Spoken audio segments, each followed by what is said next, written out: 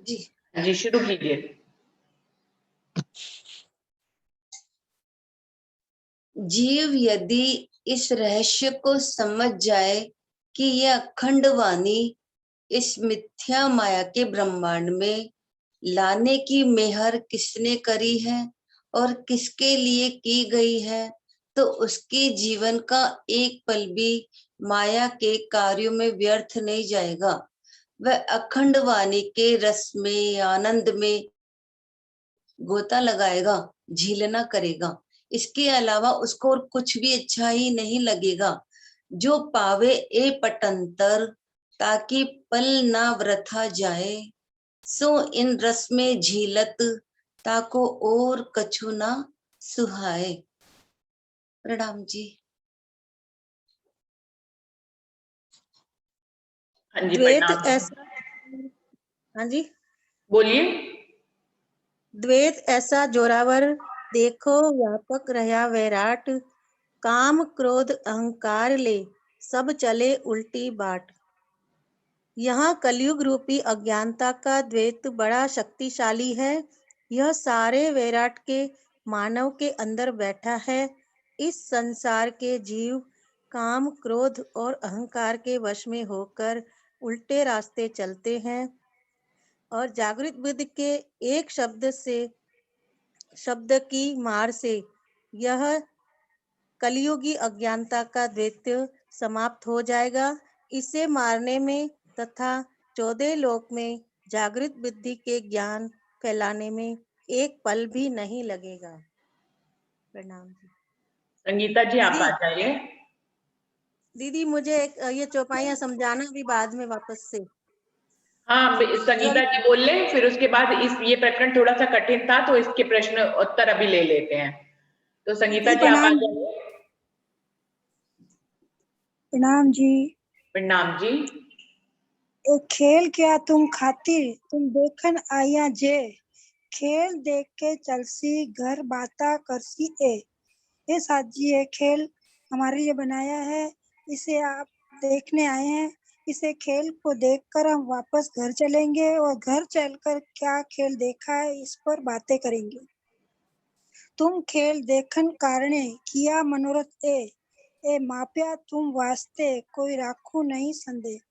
तुमने खेल देखने की परमधाम में चाहना की थी, इसलिए अब तुम्हारे लिए खेल धुनी ने बनवाया है और तुम्हारे वास्ते बेशक वाणी लाए हैं जिसे सारे संशय मिट जाए। एक खेल साचा तो देखिया जो अखंड करूं फेर, पार वतन देखाए के उड़ाऊ सब अंधेर। इस खेल का देखना तभी सत्य होगा, इसे दोबारा अखंड करूं। पहला ब्रज का ब्रह्मांड अखंड हो चुका है, अब तारतम्य वाणी के बल से अक्षर के पार का अपना घर दिखा करके सब अज्ञानता दूर कर देंगे। प्रणाम जी। प्रणाम जी। हाँ जी अब बोलिए पूजा दीक्षित को। प्रणाम दीदी। प्रणाम जी। ये अवतारों वाला जो क्वेश्चन है ना, चौपाई 13 से देखो आप। वचन कहे वसुदेव को, फिरे वैकुंठ अपनी ठोर। 13। हाँ तो उसमें मुझे एक बार समझा दीजिए कि वो 21वां अवतार है कि 22वां, मतलब क्या है? 21वां अवतार है। नहीं, जैसे अर्थ में ना आ रहा है ना, वसुदेव और देवकी को जन्म पूर्व ही तपस्या और वरदान की याद दिलाने और अब मेरे जन्म के बाद क्या करना है कहकर वैकुंठ चले गए, तो वो एक अवतार हो गया।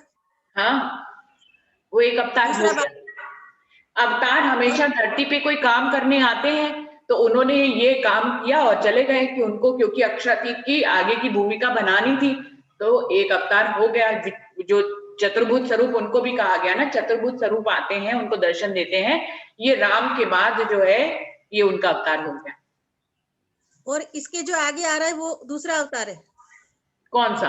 वो तो फिर अब जो राजी महाराज है उनको तो अवतार नहीं कही, वो कह रहे हैं ताई ना कहिए अवतार, वसुदेव गोकुल ले चले ताई ना कहिए, उसको अवतार में कहा ही नहीं। फिर अवतार के रूप में जो 21 अवतार है, 22वां अवतार जब जिनको जो है जिन्होंने 112 वर्ष तक कृष्ण के रूप में मथुरा द्वारिका में राज्य किया, वो 22वां अवतार है। इसके बीच में जो कृष्ण की लीला हुई, हमारी लीला हुई, कहने का मतलब है जो हमारी ब्रज और राज की लीलाएं हुई उनको अवतार नहीं कहा गया है। जो 11 दिन लीला, गोकुल का है, हाँ जी, गोकुल की बात है, वो हमारी है ना। वो हमारी बातें हैं। इसमें आया तो कि वो अखंड की लीला है, उसको अवतार कहना ही नहीं है। उन्होंने कृष्ण वाले जो 11 साल 52 दिन वाले हैं, और फिर जो ब्रह्मांड प्रलय होने के बाद जिस गोलोकी शक्ति ने 11 दिन तक लीला करी, इन दोनों को अवतार में नहीं लिया गया है। और फिर उसके बाद 22वां अवतार हुआ, जो 112 वर्ष तक कृष्ण का लिया गया। लेकिन दुनिया जो है, क्योंकि उनको महाप्रलय का पता नहीं है, अक्षरातीत की लीला का पता नहीं है, इसलिए वो जन्म से लेके कृष्ण की पूरी आयु उसमें जोड़ते हैं और उसको कृष्ण अवतार को जो है वो 21वें अवतार में जोड़ देते हैं। ये ऐसे है नहीं, इंद्रावती जी बता रही है ऐसा नहीं है। और जब 22 अवतार हो गए तो उसके बाद 2 अवतार रह गए। 2 अवतार की फिर जरूरत ही नहीं पड़ी, क्योंकि वो बुद्धा अवतार और बुद्ध निष्कलंक अवतार के रूप में हो गए। दीदी सुनो, मैं क्या कह रही हूँ कि ना, जो 22वें अवतार में 11 वर्ष और 52 दिन तक जो लीला की, वो अपने गोकुल की थी। ये उसके अवतार बाद नहीं आई, है, इसको अवतार नहीं कहा गया। वाणी में कहा है ताए न कही अवतार, इसको अवतार कहा ही नहीं गया। हाँ दीदी, 11 वर्ष तक तो अवतार नहीं कहा गया। उसके बाद उसी तन में आ गए वो विष्णु भगवान। हाँ, उसके बाद भी 11 दिन तक जो करी वो गोलोकी लीला ने करी, उसको भी अवतार नहीं कहा गया। अच्छा, उसी तन में क्या कहाँ आए? 11 साल 52 दिन के बाद तो ब्रह्मांड ही लय हो गया, हम तो घर चले गए रास के बाद। हाँ, फिर नया ब्रह्मांड बना, नए बने। पर दीदी हम इसको ऐसे, हमें ये प्रकरण ऐसे नहीं समझ में, हमने दूसरी तरह से समझा हुआ है इसको। कैसे देखो आप आप ये बताओ। चौपाई नंबर 11 देखो आप। हाँ जी, अवतार 21 इनमें तिन आड़ा हुआ कल्पांत, कि जो 24 अवतार विष्णु भगवान के हैं उनमें से 21 अवतार हो चुके हैं। उसके बाद जो है संसार का प्रलय हो गया। अब बाकी के 3 अवतार अब शुरू होंगे यहाँ से। 21 हो चुके राम तक। अवतार एक श्री कृष्ण का, राम तक 21 हो चुके। वो कह रहे 21 पहले हो चुके हैं, अब मैं 22वें से शुरुआत कर रही हूँ। श्री इंद्रावती जी ये लिख रही है चौपाई में। अवतार 21 इनमें तिन आड़ा हुआ कल्पांत, और कहावे 3 बड़े भी कहूं तिन की भांत। अब 3 जो बड़े अवतार होने वाले, अब मैं उनके बारे में बताती हूँ। तो 21 हो गए, 22, 23, 24 के बारे में अब वो हमें यहाँ पे बताना शुरू कर रही है। तो देखिए ये अगली, जिन्होंने दर्शन दिए चतुर्भुज स्वरूप में कि मैं तुम्हारे गर्भ से कल जन्म लेने वाला हूँ, वो विष्णु के अवतार थे। विष्णु भगवान ने आकर क्योंकि जन्म दिया था, दर्शन दिए थे, तो विष्णु भगवान का वो जो दर्शन देने वाले थे वो 22वां अवतार है। पर उसके बाद जिनको वो वसुदेव मथुरा ले गए, ताए न कहियो अवतार, क्योंकि जेल में ही गोलोक की शक्ति भी आ गई थी। विष्णु भगवान के जीव ने जन्म लिया था, प्लस साथ में गोलोक की शक्ति आ गई थी। तो गोलोक की शक्ति को विष्णु का अवतार हम नहीं कह सकते, तो इसलिए उनको अवतार नहीं कहा। फिर उन्होंने गोलोक की शक्ति में जब वो नंद घर की ओर प्रवेश, तब अक्षर ब्रह्म की आत्म भी आ गई और राज्य का जोश भी आ गया। तो वो भी 11 साल 52 दिन तक अवतार नहीं है। ये पूरी लीला 11 साल 52 दिन वाली कोई अवतार नहीं, क्योंकि विष्णु के अवतार हम यहाँ पे गिन रहे हैं, तो विष्णु भगवान का कोई अवतार इनमें नहीं है। जिन्होंने दर्शन दिया वो 22वां अवतार, क्योंकि 21 वो कह रहे हैं मैं पहले ही बात हो गई है। उसके बाद अब मैं 22वें से शुरुआत कर रही हूँ। श्री इंद्रावती जी ने 11 नंबर की चौपाई में यही लिखा है कि 21 पहले हो गए, अब आगे के 3 का वर्णन कर रही हूँ। तो ये जिन्होंने दर्शन दिया वो 22वां अवतार हुआ। फिर जो 11 दिन की लीला गोलोक की शक्ति ने, जो प्रतिबिंब की लीला दोबारा हुई, वो भी अवतार नहीं है, क्योंकि उनमें भी गोलोक की शक्ति आई थी। 11 दिन के बाद जब गोलोक की शक्ति चली गई, उसके बाद जो विष्णु भगवान ने जो 112 वर्ष तक जो लीला करी, जो राज करा, द्वारकाधीश बने, वो विष्णु के 23वें अवतार। 22वां पहले हो गया दर्शन देने वाला, 23वां अवतार जिन्होंने द्वारकाधीश जो 112 वर्ष तक लीला करी वो। अंशु और दीदी 24 अवतार में, हाँ जी बोलिए पूजा जी। हाँ जी, 22वें अवतार में मतलब वापस जन्म से ही विष्णु भगवान आए या कैसे, ये पूछ रही हूँ मैं। नहीं, जिन्होंने रात को ही वसुदेव और देवकी को दर्शन दिए थे और उनको बताया था कि तुम पिछले जन्म में सूतपा और प्रश्नी नाम के, तुम दोनों 2 हस्बैंड वाइफ थे, तुम लोग ने बहुत ज्यादा तपस्या करी थी, और जब मैंने तुमको दर्शन दिए थे तब तुमने मुझसे ये वर मांगा था कि मुझे आपके जैसा हमें पुत्र पैदा हो, तो हम ऐसे पुत्र को जन्म दें जो आपके जैसा हो। तो विष्णु भगवान ने उनको तथास्तु बोला था। तो वो याद दिलाने के लिए उन्होंने उनको दर्शन दिए एक रात पहले ही कि तुमने ऐसा वरदान मुझसे मांगा हुआ है, तो अब मैं कल तुम्हारे गर्भ से जन्म लेने वाला हूँ। और साथ में उनको ये भी बता दिया कि जन्म लेते ही तुम मुझे नंद जी के घर छोड़ आना, और यशोदा जी ने जिनको कन्या को जन्म दिया है उनको यहाँ लेकर आ जाना। तो वो हाँ दीदी, जिन्होंने मैं- दर्शन दिया, जिन्होंने हाँ। दर्शन दिया, जन्म लिया नहीं, जिन्होंने दर्शन दिया वो है 22वां अवतार। फिर जन्म लेते ही उनमें गोलोक की शक्ति भी आ गई। विष्णु भगवान के जीव ने जन्म लिया और गोलोक की शक्ति भी आ गई, तो इसलिए गोलोक की शक्ति वाले को हम अवतार नहीं कह सकते।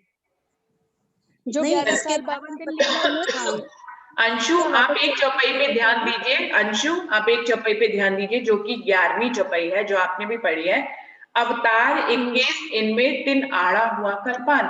अगर 21 अवतार राम भगवान तक होते हैं, जो आप कह रहे हो, तो वहां पे कहाँ प्रलय हुई है?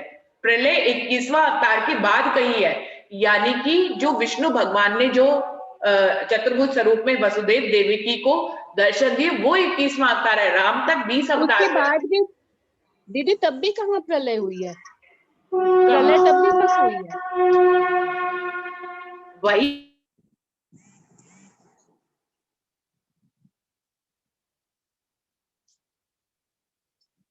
माइक आपका दीदी, माइक अनम्यूट करो। रुचि दीदी, अनम्यूट माइक करो। अनम्यूट करो। ट्रेन निकल रही थी तो मैंने बंद कर दिया था कि रिकॉर्डिंग में ना आए। देखिए, आड़ा हुआ कल्पांत, इस बात को देखिए कि 21 अवतार के बाद आप उसको अगर 22वां अवतार कहेंगे तो फिर ये चौपाई कैसे घटेगी? 3 आड़ा हुआ कल्पांत, उसके बाद महाप्रलय हुई 22वें अवतार के बाद। दीदी तीसरा चरण पढ़ो। और कहावे 3 बड़े भी कहूँ हाँ। तिनकी बात। अब 3 और बड़े अवतार है, अब मैं उनकी बात बता रहा हूँ। हाँ, तो 3 बड़े कौन से? एक जो 11 जिन्होंने 112 वर्ष तक किया, 22, 23 और 24। 22, हाँ 23, 24 3 बड़े, लास्ट के 3। तो तो अब ये वही 22वें से शुरुआत हो गई। हाँ, अब ये 22वें से शुरुआत हो गई अवतार एक श्री कृष्ण का, तो ये 22वां अवतार हुए। मैं भी तो यही 21वां कह थोड़ी रही हूँ, हुए। लेकिन आप जो है, जो विष्णु भगवान ने जिन्होंने दर्शन दिया, आप उनको 22वां घटा रहे हो। अभी अपने शब्दों में आप देखिए, आपने उनको 22वां कहा है। मैं 22वां उसको कह रही हूँ, मैं 22वां उसको कह रही हूँ जो 112 वर्ष तक राज्य करते, वो 22वां है। 23वां फिर बुद्ध अवतार और 24वां निष्कलंक बुद्ध अवतार। और यहाँ तक जिनके आगे जो चौपाई कह रही है कि उसके बाद महाप्रलय हुई, 21 अवतारों के बाद महाप्रलय हुई, तो राम जी के बाद कहाँ महाप्रलय हुई थी? द्वापर के बाद हुई थी। महाप्रलय नहीं लिखा दीदी, महाप्रलय नहीं लिखा, प्रलय लिखा है। तो देखो मैं फिर टीके आड़ा में से हुआ अर्थ पढ़ती हूँ। कल्पांत। मैं टीके में से देखो ये सारे अर्थ पढ़ती हूँ। सरकार के टीके में क्या लिखा है? इन 24 में से 21 अवतार हो जाने के बाद संसार का प्रलय हो गया। अब शेष 3 बड़े अवतारों की हकीकत बताती हूँ। अवतार 1 श्री कृष्ण का, मूल मथुरा प्रगट्या जे, दीदार देवकी वसुदेव को दिया चतुर्भुज ए। इनमें मथुरा की जेल में प्रकट होने वाला एक अवतार श्री कृष्ण का है।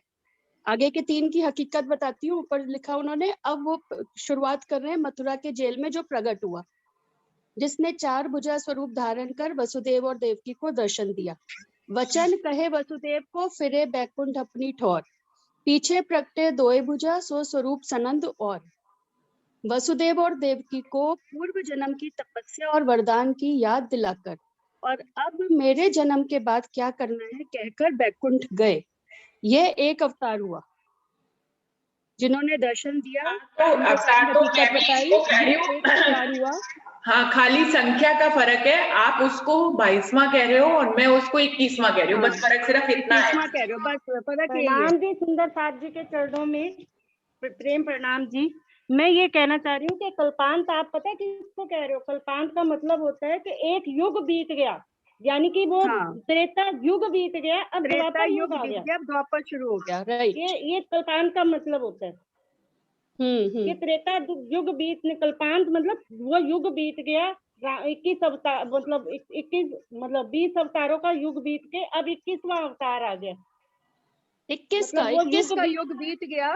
21 का राधा जी, 21 का युग बीत गया। 22वें अवतार से नया युग द्वापर शुरू हो गया। त्रेता युग खत्म हो गया। हाँ, वो बस बोलने में वो रहती है। तो लेकिन इस हिसाब से तो अगर जो है उसको 22वां मानते हैं हम, विष्णु भगवान जो चतुर्भुज स्वरूप में वसुदेव देवकी को जिन्होंने दर्शन दिए, वो अगर 22वां है तो फिर 23वां 112 वर्ष वाले मानेंगे, तो फिर तो 24 बुद्ध अवतार और बुद्ध निष्कलंक अवतार दो और मिला के फिर 25 हो जाते हैं। नहीं 25 नहीं होंगे दीदी, दोनों स्वरूपों नहीं को एक नहीं, ही वो माना बोलने जाता है। में मिस्टेक हो गई थी मेरी। मलकी और हक्की स्वरूप एक ही कहलाते हैं, हाँ। जुदा नहीं कहते। सदगुरु महाराज जी तो श्री इंद्रावती जी में श्री महाराज ठाकुर जी के तन में उन्होंने ही तो आके आगे की लीला करी ना। ये रचना श्यामा जी की, ये थोड़ी हुआ कि उन्होंने वाणी की, श्यामा जी की ही रचना कहलाई, वाणी श्यामा जी के टाइम पे तो आई नहीं थी, तो वो दोनों स्वरूप एक ही कहलाते हैं। ऐसे मान सकते हैं, चलो अब आप ठीक है। हमें तो ये प्रकरण ऐसे ही समझाया गया, हाँ जी, एक बार हमने ऐसे समझा हुआ है इसको। 22, 23, 24 ऐसे ही 24 अवतार दोनों एक ही हैं। पहले वो घोड़ा बिना सवारी के रह गया, और उसके बाद सवार उनके ऊपर प्राणनाथ जी जब उनके ऊपर सवार हो गए तो वाणी भी आ गई। पहले स्वरूप में जागनी की सुध नहीं थी, सुंदर बाई ये देखिया दिल के दीदो माए, ब्रिज रास और धाम की पर जागनी की सुध न है। पर जब प्राणनाथ जी आए तो उस वाणी भी आ गई, तो जागनी का भी शुरू हो गई लीला। एक बार 24वीं वाली चौपाई दोबारा पढ़ो। कौन सी? 24वीं चौपाई दोबारा पढ़ो, इसमें बुद्ध अवतार का अच्छे से बताया। देखो वो तो यही कह रहे हैं ना, वो खुदा दिनेते बड़ी बुद्ध का अवतार ने कब याकी कहुए होसी बड़ो विस्तार। वो तो 24 में बुद्ध अवतार के बारे में कह रहे हैं, गो पुता दिनेते बड़ी बुद्ध का अवतार ने कब याकी कहुए होसी बड़ो विस्तार। तो 1733 में जाए मतलब हाँ यही लिखा है टीके में, अर्थ में उन्होंने। आज दिन तक बड़ी बुद्ध के अवतार, जागृत बुद्ध के अवतार अखंड ब्रज रास के आनंद में ही मगन रहे। बड़ी बुद्ध के अवतार ब्रज रास के आनंद में मगन रहे। कौन मगन रहे? देवचंद जी, सदगुरु महाराज मगन रहे। अब संवत 1735 में मेरे हृदय में विराजमान होकर प्रकट हुए। अब श्री इंद्रावती जी कह रही है अब 35 में वो मेरे हृदय में विराजमान हो गए। तो ये दोनों एक ही अवतार है। 24वां अवतार दोनों स्वरूपों को कहा गया है। यहाँ तक ये अवतारों जो अपने अवतार हैं उनकी तो बात क्लियर ही है ना, खाली वो 21 और 22 का मुझे थोड़ा सा वो फेर है। और सुंदर साध्वी त्रेता तक हो गए। देखो जी, बुद्ध अवतार जो है वो धनी देवचंद्र जी की लीला के कारण वो मतलब वो छुपा रहा। बुद्ध मतलब वाणी जाहिर नहीं हुई थी ना, उस समय वाणी नहीं आई थी। ये तो बात क्लियर ही है ना राधा जी, इसमें तो कोई संशय वाली बात ही नहीं है ना, ये जो पहिया तो क्लियर ही है। नहीं, आप बुद्ध अवतार वहां पे ले रहे थे 112 बरस जो कृष्ण जी ने लीला की, उसको कहा बुद्ध अवतार मैंने कहा? नहीं नहीं नहीं, नहीं आप 23वां अवतार ले रहे थे। मैं उसको, आप लोग उसको 23वां कह रहे हो, मैं उसको 22वां कह रही हूँ। बस फर्क सिर्फ इतना है।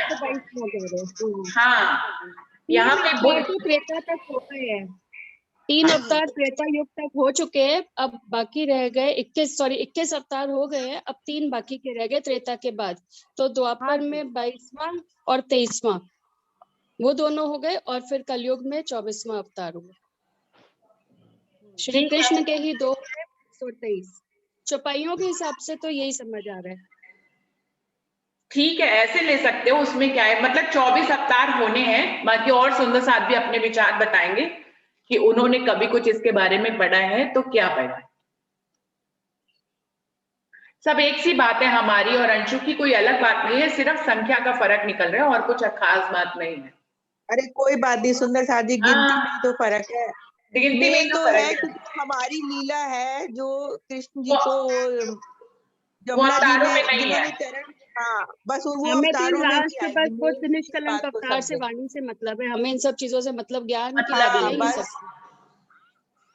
हमारा मतलब तो सिर्फ कौन से हुए, उनकी क्या संख्या है, उनको छोड़े ना। हमारी जो लीला है जो कृष्ण जी के तन में बैठ के राजी ने की, उनको अवतार नहीं कहना। बस इस मूल सार को हमें समझना है, इस प्रकरण के माध्यम से इस मूल सार को हमें समझना है। ये प्रणाम जी। प्रणाम जी। ये जो ब्रह्मा विष्णु महेश है, ये भी जन्म थोड़ा ना लेते हैं, ये भी तो प्रकट ही होते हैं, ये भी जन्म नहीं लेते हैं। विष्णु अवतार ने जन्म नहीं लिया। हमारे अंदर जीव किसका है आंटी? हमारे अंदर जीव किसका है? विष्णु का जीव है। तो वो जन्म हमने नहीं लिया क्या? नहीं तो जीव कहते हैं कि वो विष्णु अवतार प्रकट होते हैं। नहीं नहीं, ऐसा कहा जाता है ना, वो एक महाभारत का श्लोक भी है, यदा यदा ये धर्मस्य करानी भक्ति भाव का, मतलब उसमें कहते हैं ना कि बार बार जब जब इस पृथ्वी पे ये पाप बढ़ता है तो मैं उनका संहार करने के लिए जन्म लेता हूँ। ये विष्णु भगवान ही तो कहते हैं ना।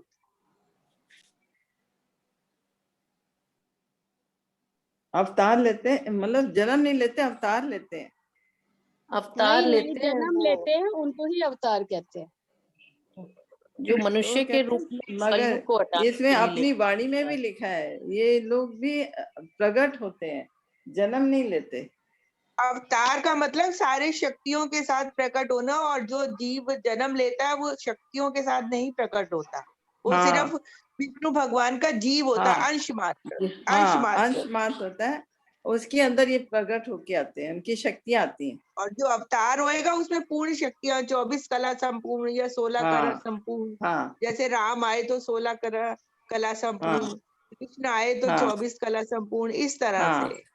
हाँ, एक समय के लिए आते हैं, वो उस समय पे जैसा जरूरत होती है वो लेकिन अवतार जो लेते जीव हैं। जन्मते हैं वो भी विष्णु का ही अंश होते हैं। हाँ, वो तो फिर अपन भी सब जीव है, यही है।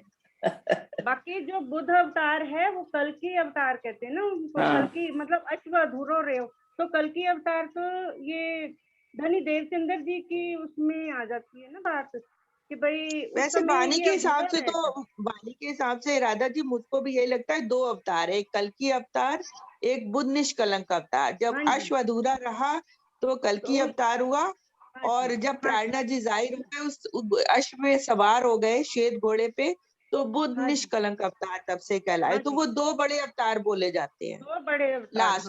और उसके बाद कोई अवतार जन्म नहीं लेगा, ऐसा भी लिखा है कि उसके बाद कोई अवतार नहीं। हाँ जी, हाँ जी। नहीं नहीं दादाजी, आप जो है दोनों ही बातों में हाँ जी कर रही हैं। आप पहले अपने दिल में इस बात को क्लियर करिए कि अभी आपने इस बात को कहा कि दोनों को एक ही अवतार कहा जाता है, जब अंशु ने कहा कि उसको 24वें अवतार। एक अवतार नहीं कहा जाता, ये मतलब उन दोनों के दरमियान है ये दोनों। मतलब धनी देवचंद्र जी की लीला में मतलब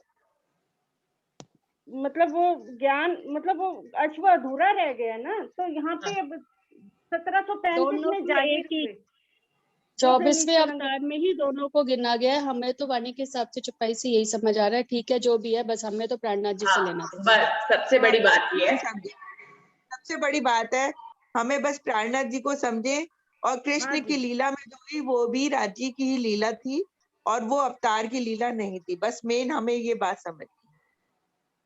लेकिन जो सुंदर साथ किसी दूसरे को बताते हैं उनको क्लियर होना चाहिए दीदी। जो सुंदर साथ जो है, जैसे कि अनीता दीदी ने कहा, मैं कभी किसी दूसरे को बताती हूँ, या और सुंदर साथ जो दूसरों को बताते हैं, तो उनका कंफ्यूजन खत्म होना चाहिए, तभी वो दूसरे को स्पष्ट रूप से बता पाएंगे, नहीं तो नहीं बता पाएंगे। तो अपने दिल में पहले क्लियर होना चाहिए, तभी। हमारे लिए तो सारी लीला एक जैसी, हमें सिर्फ 2 बातों से मतलब है, 11 साल 52 दिन वाले राज्य के स्वरूप से, और फिर जो है चाहे देवचंद जी के रूप में आए चाहे महराज, उन स्वरूपों से हमें मतलब है। हमारी लीला तो बस इतने में ही खत्म हो जाती है ना।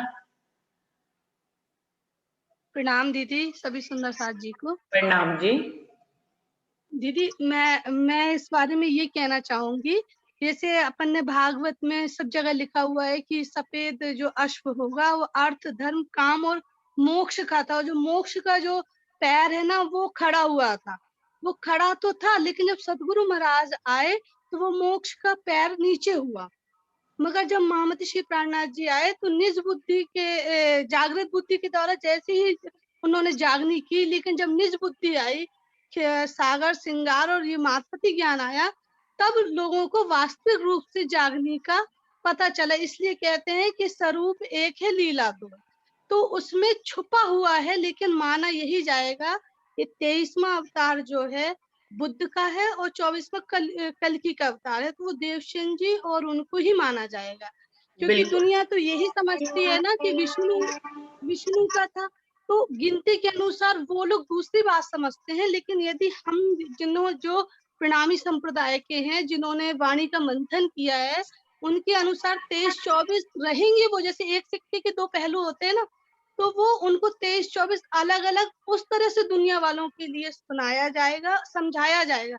लेकिन 24वें अवतार में ही दोनों शक्तियों का वो है, क्योंकि कहा गया था कि मोक्ष का जो घोड़ा है ना, वो सदगुरु महाराज के आने से, यानी देवचंद जी जब आए 23वां बुद्ध अवतार के रूप में, जाहिर हुई बात है, तो मोक्ष का जो पैर था वो नीचे रख गया था, लेकिन वो सामर्थ्य नहीं थी कि वो जा सके।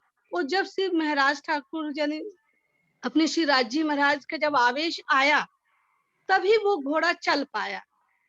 तो गिनती के अनुसार तो वो रहेगा, लेकिन जो अपन दुनिया वाले कहते हैं ना 24 अवतार है, तो उन्हें समझाने के लिए तो हमें यही कहना पड़ेगा कि 23वां अवतार श्री देवचंद जी का है, 24वां अवतार प्राणनाथ जी का है। बस मैं भी इसी बात से सहमत थी।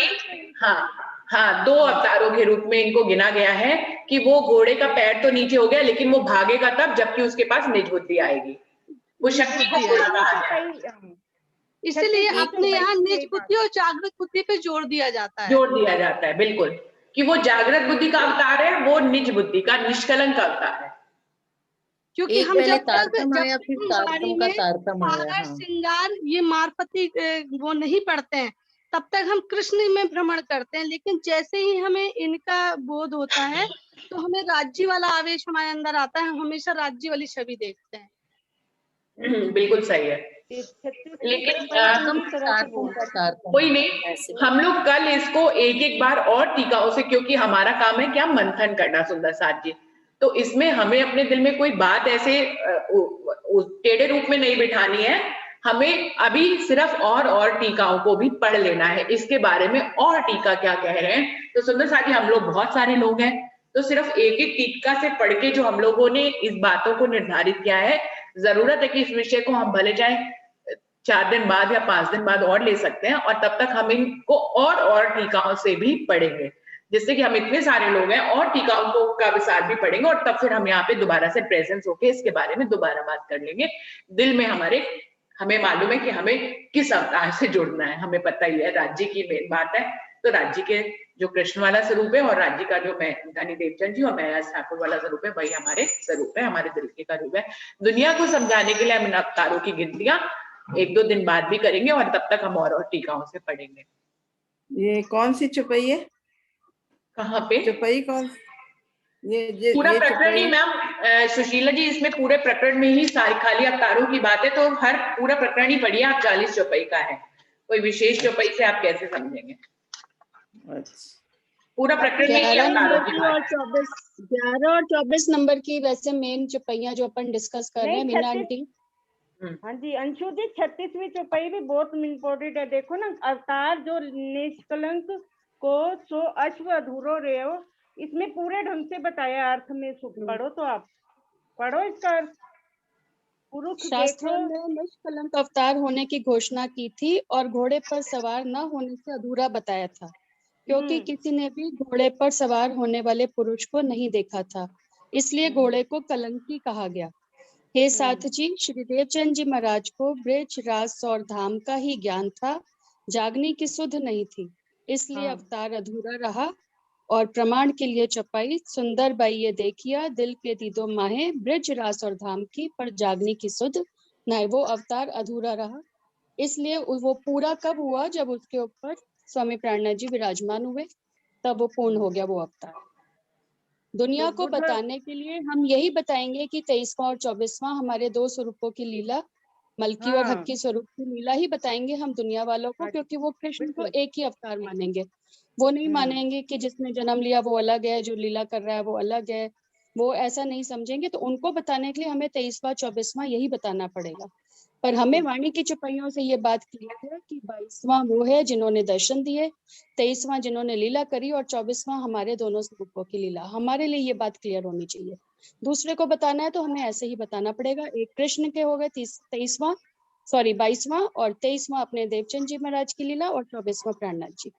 बिल्कुल सरकार के टीके में जो लिखा है, मुझे तो लगता है इधर उधर और हमें हमारे महाराज का टीका बिल्कुल मोहर लगा हुआ है हमारे लिए, तो हमें और कहीं इधर उधर जाने की जरूरत ही नहीं। उन्होंने इतनी खुलासा सब बातें करी हैं, पर किसी को बताना है तो हमें ऐसे ही बताना पड़ेगा। 23वां बताने में सरलता रहती है, ये वाले 3 अवतारों सरलता रहती है, लेकिन हमें चौपाइयों से खुद को ये बात क्लियर होनी चाहिए कि क्या कह रही है वाणी।